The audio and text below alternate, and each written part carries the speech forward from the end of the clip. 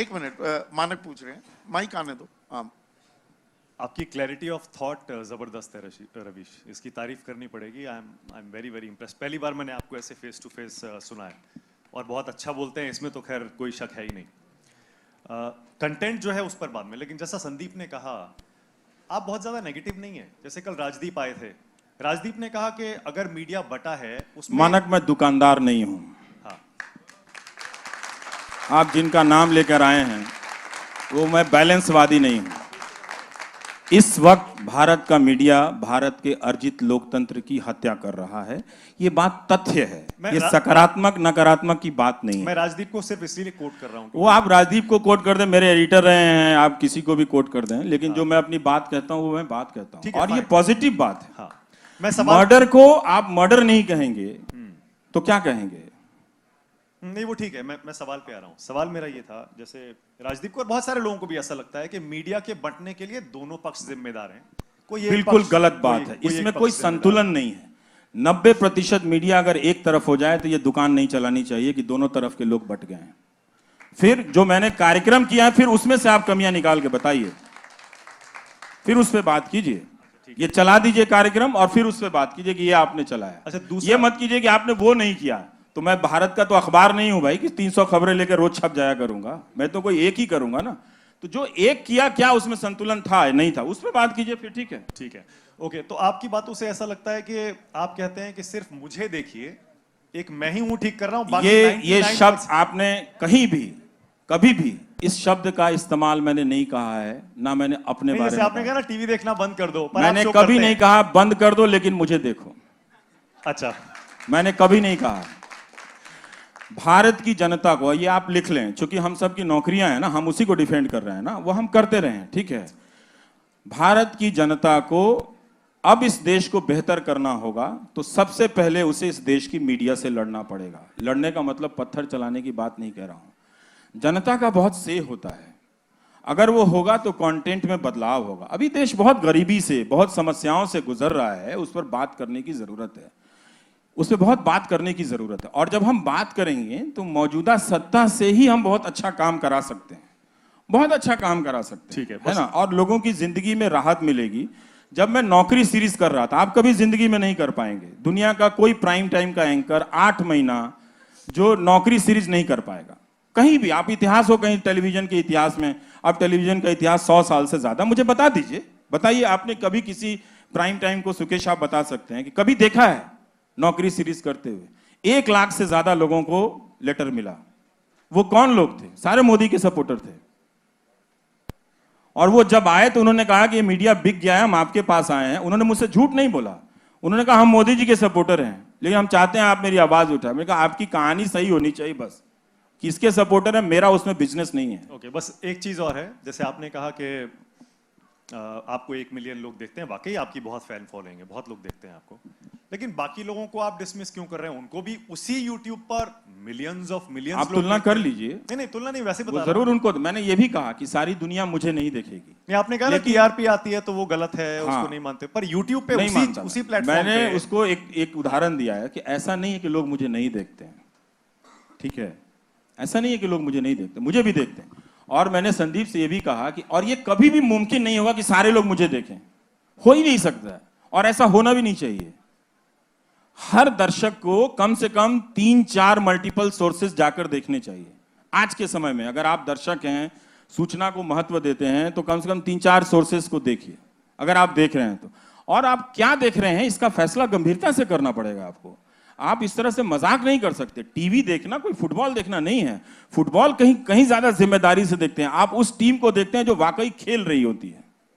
अंत में आप देखते देखते वहां ट्रांसफॉर्म कर जाते हैं ना, कि आपका लेना देना तो है नहीं ब्राजील की टीम से, लेकिन आप क्यों उसमें ट्रांसफॉर्म कर जाते हैं। हमारे यहाँ मनोरंजन भारती 4 क्लबों का नाम लेते रहते हैं कि ये बहुत अच्छा खेला, वो खेला, तो उनके गांव के तो खिलाड़ी हैं नहीं वो लोग। तो इसका मतलब है कि वो खेल में चले गए हैं, अब उस खेल का वो मजा लेने लगे हैं उसको लेके।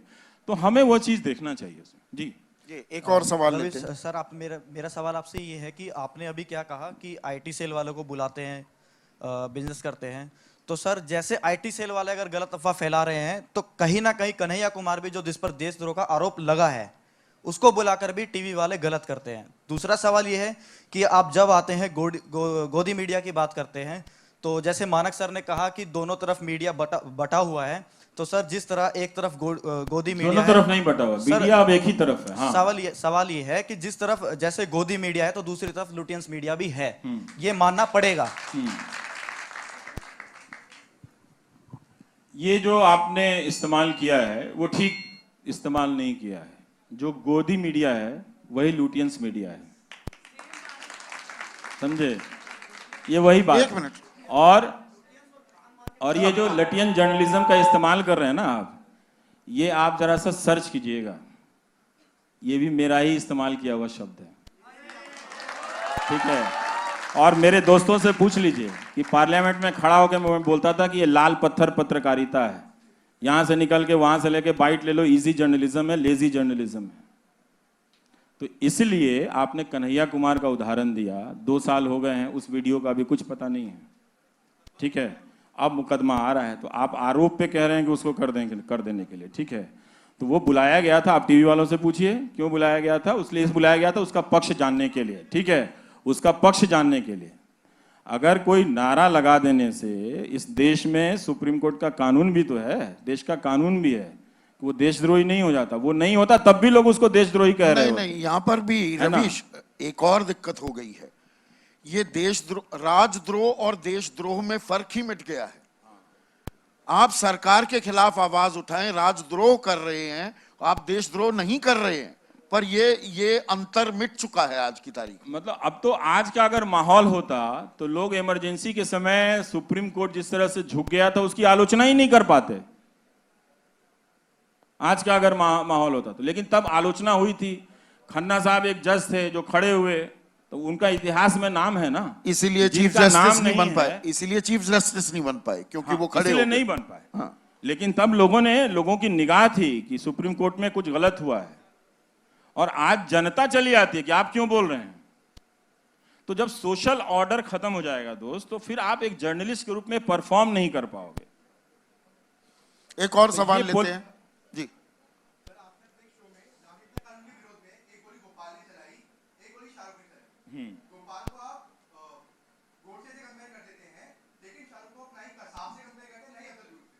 आप कर लीजिए, हमने तो आपको रोका नहीं है। ऐसा है, उसका कॉन्टेक्स्ट है, मैं बताता हूं उसका कॉन्टेक्स्ट है। वो गोली 30 जनवरी को चला रहा था। 30 जनवरी का दिन जानते हैं आप कौन सा दिन है? ठीक है, तो उसका एक कॉन्टेक्स्ट है। अगर आप इस बाइनरी में खेल खेलना चाहते हैं तब तो आप उस प्रोपेगेंडा के शिकार हो चुके हैं ना। उस दिन जिस दिन गांधी जी की हत्या हुई थी, और आप देख लीजिए कि वो किस तरह की बातें कर रहा है, आके अंत में गोली चला रहा है। तो गोडसे से क्या मतलब, आपको उसमें आपत्ति है कि गोडसे से क्यों नहीं कंपेयर किया हमने? हाँ, इसलिए कि उसकी कोई जानकारी नहीं है। अभी भी पुलिस कह रही है कि उसकी कोई, हमारे पास कोई खास उसके आपराधिक रिकॉर्ड की जानकारी नहीं है। लेकिन हम तो पहले दिन से कह रहे थे कि इसको पकड़ना चाहिए, इसको छोड़ना नहीं चाहिए। ये कैसे चला आया, मैं तो खुद ही दंग रह गया था कि ये हालत हो गई है। क्योंकि आपने पहले जो 2 लोग गोली चलाए थे तो उसके समक्ष पक्ष में लोग खड़े हो गए थे। आपने वो देखा था कि जब उस लड़के ने गोली चलाई थी वहां पे, तो नाबालिग है ना, तो उसके पक्ष में कितने लोग खड़े हो गए। आप उसके पक्ष में बात कर रहे हैं। एक मिनट अब एक और सवाल सर एक क्वेश्चन Last 2 है। questions, पत्रकारिता की बात हमेशा होती रहती है। आप बताइए हम किस चीज को पत्रकार माने? एक पक्ष दिन भर मोदी की तारीफ दिखाता है और रात में वही प्राइम टाइम में एक तरफ बुराई दिखाई जाती है। तो पत्रकारिता का असली मतलब आज आप बता के जाइए। हाँ। कि सच दिन भर मोदी को दिखाएं, आपका जो हाल है आपको तो जिंदगी भर नहीं बता सकते हम। नहीं सर, हमें पता है ना पत्रकारिता का मतलब हम भी पढ़े हैं सर। ऐसा है दोस्त, दोनों तरफ का दिखाना चाहिए। वो किस तरह का प्रोग्राम है। अब ऐसा है कि आप ये भी जानते हैं कि मेरा एक बहिष्कार है, ठीक है ना? नहीं, मेरा बहिष्कार है, नहीं उससे कोई फर्क नहीं। तो मैं लोकप्रियता के दबाव में अपनी बात थोड़े, ऐसा थोड़ी है कि मैं छोड़ दूंगा, क्या नहीं। कमाल है। यही चीज तो हमें समझना है कि एक दिन हमको अपने फैन के खिलाफ भी बात करना पड़ेगा। और मैं तो कहता हूं कभी किसी का फैन नहीं बनना चाहिए। आपको पता है ये लाइन किसने कही थी? और आपको पता है मैंने अपने ब्लॉग पे क्या लिखा है? कभी रवीश कुमार मत बनना। पढ़ा है आपने? पढ़िएगा, है ना? हाँ, एक्चुअल मतलब क्या होता है? न्यूज का क्या मतलब होता है, एनालिसिस का क्या मतलब होता है। हमने कहा ना कि आप वहां तुलना कर रहे हैं, आपने ये नहीं बताया कि वहां कौन सा प्रोग्राम चल रहा था, यहां कौन सा प्रोग्राम चल रहा था। वहां 2000 के नोट में नकली चिप बताए जा रहे थे, जीपीएस, उससे तुलना करना चाहते हैं आप? नहीं सर, बिल्कुल। तो किस चीज से तुलना करते हैं आप? उदाहरण देकर बात करते तो आपका सवाल और अच्छा हो सकता था मैं फंस भी सकता था इसमें। जी, एक और सवाल ले लेते हैं, लेकिन लास्ट आपने उदाहरण क्वेश्चन। नहीं दिया, वो आप इधर बैलेंस वाला करने लगे। वही मैं जो मानक से कह रहा था, मैं दुकान नहीं चलाता हूं, मैं अपना करता हूं। तो अगर आपको मुझसे सवाल पूछना है तो मेरे शो पे रिसर्च कीजिए। क्या मेरा शो आलोचनाओं से परे है? बिल्कुल ही नहीं है, बिल्कुल नहीं है। अब एक और तरफा सवाल क्या ले हो लेते सकता है? आप बताइए कि 10 लाख लड़के जो अलग अलग परीक्षाओं में फंसे हुए हैं और उनको नौकरी नहीं मिले, उस पर मैं 6 महीना करता हूं, तो एक तरफा कैसे है दोस्त? आखिरी सवाल रवीश। आपके गांव कस्बे जहां से आप आए हैं, यूनिवर्सिटियां बर्बाद हो गई हैं, अगर मैं 30 दिन उस पे करता हूं तो उसमें क्या एक तरफा है? किस चीज का एक तरफा है? सर एक क्वेश्चन है सर, आपने पार्टीशन की बात की।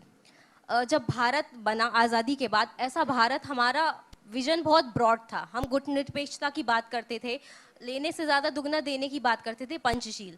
लेकिन उसके बाद हमने इमरजेंसी भी देखी, कई सारे ऐसे फेजेस भी देखे, ग्लोबलाइजेशन भी हुआ, और आज की हालत हम सब जानते हैं कि एक ऐसा नागरिक भी हम सब विश करते एक कम्युनिटी को देश से बाहर निकालने का।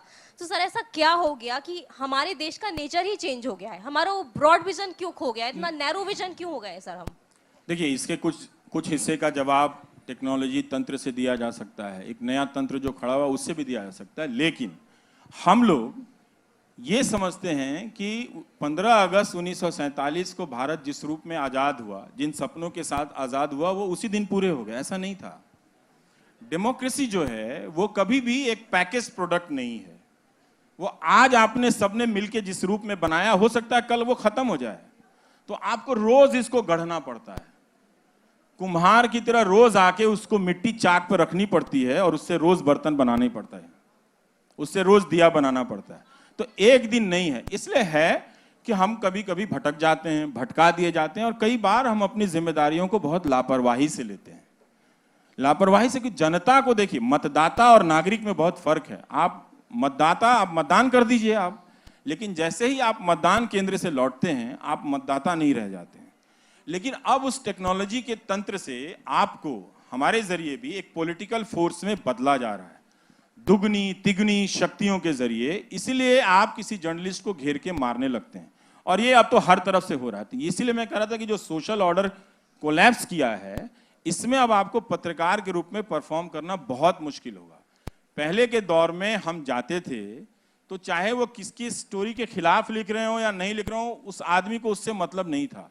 मतलब ये था कि हमारे दरवाजे पे पत्रकार आया है तो पानी पिलाता था। तो लेकिन अब जब लोगों को पॉलिटिकल फोर्स में बदल दिया गया है, पॉलिटिकल पार्टी के लोग, उससे एफिलिएशन रखने वाले लोग, प्रधानमंत्री की डीपी लगाकर लाने वाले लोग गालियां दे रहे हैं उसमें, तो एक मंजूरी दी जा रही है। तो इस तरह के हुलिगनिज्म को कभी भी मान्यता नहीं मिली थी। राजनीतिक दल में ऐसे तत्व थे, जैसे शहाबुद्दीन का उदाहरण है, यूपी में भी बहुत तरह के इस तरह के डॉन हुए, इस तरह के बाहुबली होते थे।